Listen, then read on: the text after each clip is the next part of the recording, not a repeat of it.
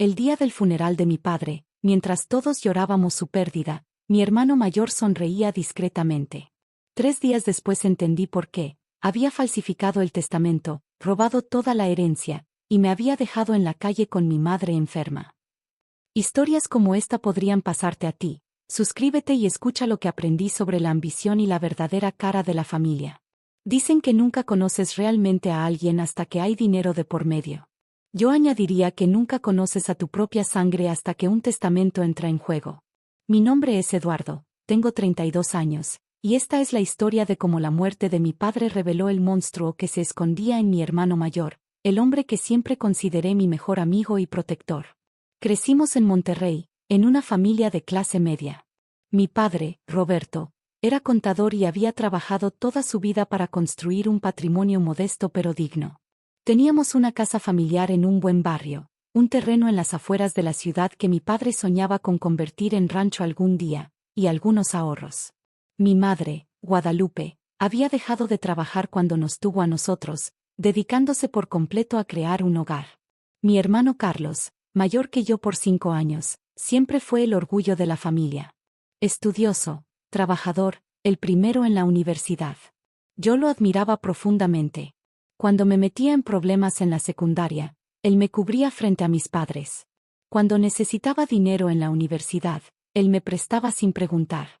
La confianza entre nosotros era total. El accidente de mi padre sucedió de manera inesperada.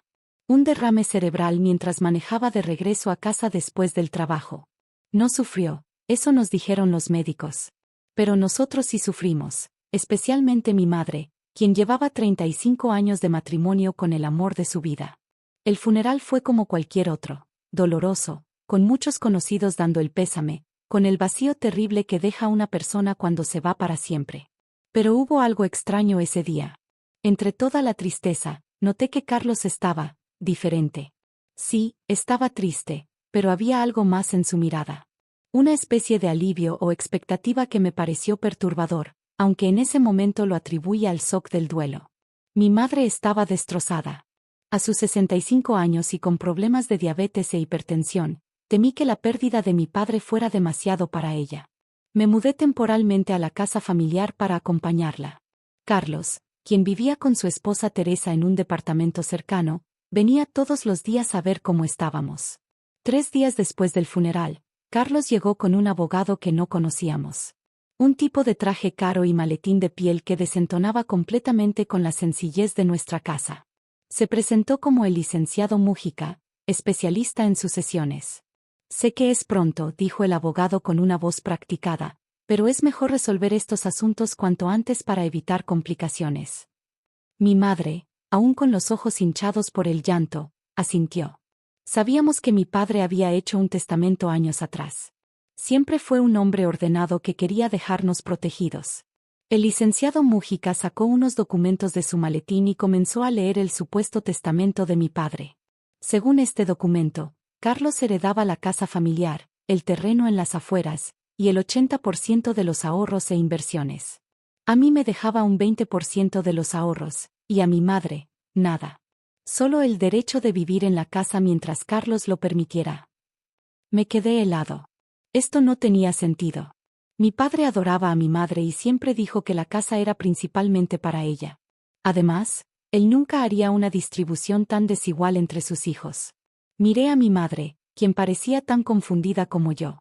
Debe haber un error, dije. Mi padre no haría esto. Carlos intervino rápidamente. Papá me lo explicó hace tiempo. Quería asegurarse de que los bienes quedaran bien administrados. Sabe que yo tengo mejor cabeza para los negocios, Eduardo. Había algo en su tono, una seguridad excesiva, que me puso en alerta. Pedí ver el documento. La firma de mi padre estaba ahí, pero había algo extraño en ella. Yo conocía bien su firma porque muchas veces me había ayudado con trámites. Esta se parecía, pero no era idéntica. ¿Cuándo firmó mi padre este testamento?, pregunté. Hace 6 meses, respondió el abogado rápidamente. En mi despacho. Eso era imposible. Hace 6 meses mi padre estaba conmigo en un viaje a Veracruz. Habíamos ido a visitar a un tío enfermo y pasamos una semana allá. No mencioné este detalle en ese momento, pero supe inmediatamente que algo estaba muy mal. Los días siguientes fueron una pesadilla. Carlos comenzó a presionar para que mi madre y yo desalojáramos la casa lo antes posible. Según él, quería mudarse con Teresa porque estaban pensando en tener hijos y necesitaban el espacio. Le recordé que el testamento supuestamente le daba a mamá derecho a vivir ahí, pero él argumentó que era mejor para todos hacer un corte limpio. Mi madre, aún sumida en el dolor por la pérdida de mi padre, parecía incapaz de procesar lo que estaba sucediendo. Cuando le dije que creía que Carlos estaba cometiendo un fraude, ella se negó a creerlo. Es tu hermano, Eduardo. La sangre no traiciona así. Pero yo sabía lo que había visto. Decidí investigar por mi cuenta. Contacté al notario que supuestamente había validado el testamento. Su secretaria me dijo que el notario no recordaba a mi padre, lo cual era extraño para un trámite tan reciente e importante. Pedí una copia certificada del documento y comencé a notar más irregularidades. La fecha del testamento coincidía exactamente con nuestro viaje a Veracruz. La firma, aunque parecida, tenía pequeñas diferencias con la firma real de mi padre. Y el testamento anterior, del que teníamos conocimiento mi madre y yo, había desaparecido misteriosamente. Confronté a Carlos una tarde, cuando vino solo a la casa. Le dije directamente que sabía que el testamento era falso, que papá estaba conmigo en Veracruz en la fecha que aparecía en el documento. Su reacción me confirmó todo. En lugar de sorprenderse o indignarse por mi acusación, sonrió. Una sonrisa fría que nunca había visto en su rostro, una expresión que transformó al hermano que conocía en un extraño. Siempre fuiste el consentido, me dijo con una voz cargada de resentimiento. Papá siempre te dio todo más fácil. Cuando te metías en problemas, él te perdonaba. Cuando yo cometía el más mínimo error, me castigaba por semanas. Toda mi vida me exigió perfección mientras a ti te permitía mediocridad. Sus palabras me dejaron sin aliento. Nunca había percibido ese resentimiento. Para mí, él siempre había sido el hijo estrella, el que mis padres ponían de ejemplo. Trabajé toda mi vida para ganarme su respeto, continuó. Y aún así, en su testamento original nos dejaba partes iguales. Iguales. Como si tus logros fueran comparables a los míos. ¿Entonces lo falsificaste?, pregunté, necesitando escucharlo de su boca. Lo corregí, respondió sin un ápice de remordimiento. Hice lo que era justo. Le advertí que lo denunciaría, que tenía pruebas de que papá no podía haber firmado ese documento. Su respuesta fue amenazarme. Adelante. Será tu palabra contra la mía, la del abogado y la del notario, que casualmente es amigo mío desde la universidad. ¿Quieres meter a mamá en un escándalo legal mientras sigue de luto? ¿Crees que su corazón resistirá ver a sus hijos peleando en los tribunales? Estaba atrapado y él lo sabía. Mi madre, con su salud frágil, no soportaría un proceso legal largo y desgastante. Y Carlos tenía razón, había comprado al abogado y al notario. Sería mi palabra contra la de 3 profesionales respetados. Las semanas siguientes fueron de tensión constante. Carlos nos daba plazos cada vez más cortos para desalojar la casa. Mi madre comenzó a deteriorarse físicamente debido al estrés. Su diabetes se descontroló y tuvo que ser hospitalizada brevemente. Fue en el hospital donde tomé una decisión.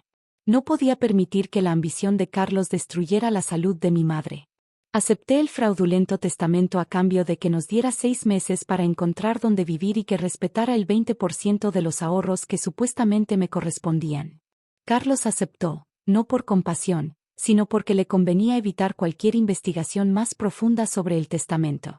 Usé ese dinero para rentar un pequeño departamento cerca del hospital donde trabajaba como médico residente y me llevé a mi madre a vivir conmigo.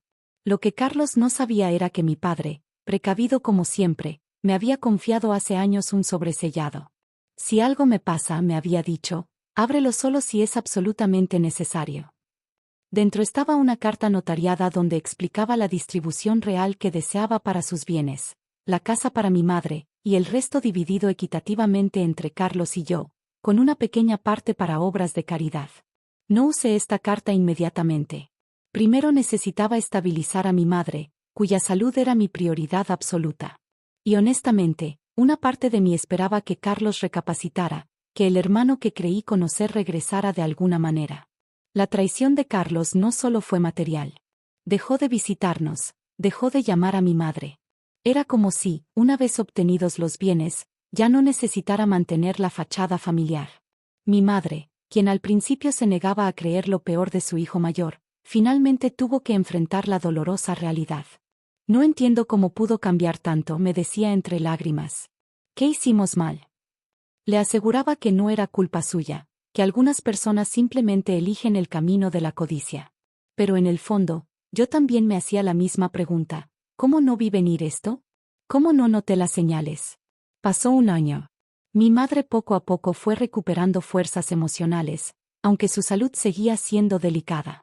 Yo terminé mi residencia y conseguí un puesto en un hospital privado, lo que nos permitió mudarnos a un lugar más cómodo. Una tarde, mi madre me llamó a la sala con expresión seria. «Es hora de usar la carta de tu padre», me dijo. «No por el dinero o la casa, sino por justicia. Por honrar su memoria y su voluntad real». Presentamos la carta ante un nuevo notario y comenzamos un proceso legal contra Carlos. Cuando recibió la notificación, nos llamó furioso. Amenazó, suplicó, intentó negociar. Pero era demasiado tarde. La carta de mi padre era prueba suficiente para invalidar el testamento falso, especialmente porque podíamos probar que él estaba en Veracruz cuando supuestamente firmó el documento fraudulento. El caso no llegó a juicio. El abogado de Carlos, viendo que tenía las de perder, le aconsejó llegar a un acuerdo. Recuperamos la casa familiar, aunque decidimos venderla porque contenía demasiados recuerdos dolorosos ahora. El dinero se distribuyó según la voluntad original de mi padre. Lo que no se pudo recuperar fue nuestra relación familiar. Carlos desapareció de nuestras vidas. Supe por conocidos comunes que su matrimonio con Teresa terminó poco después. Aparentemente, ella tampoco pudo perdonar su comportamiento.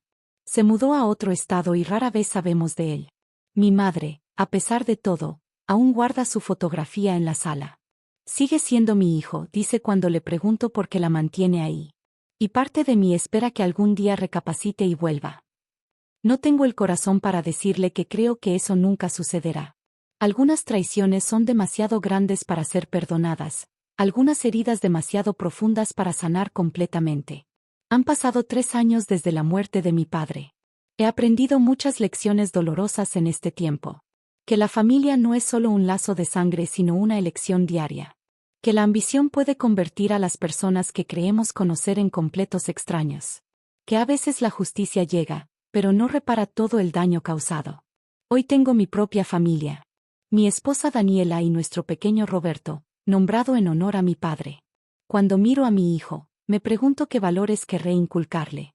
Definitivamente no será la ambición desmedida que consumió a Carlos, sino la honestidad y el amor incondicional que caracterizaron a mi padre.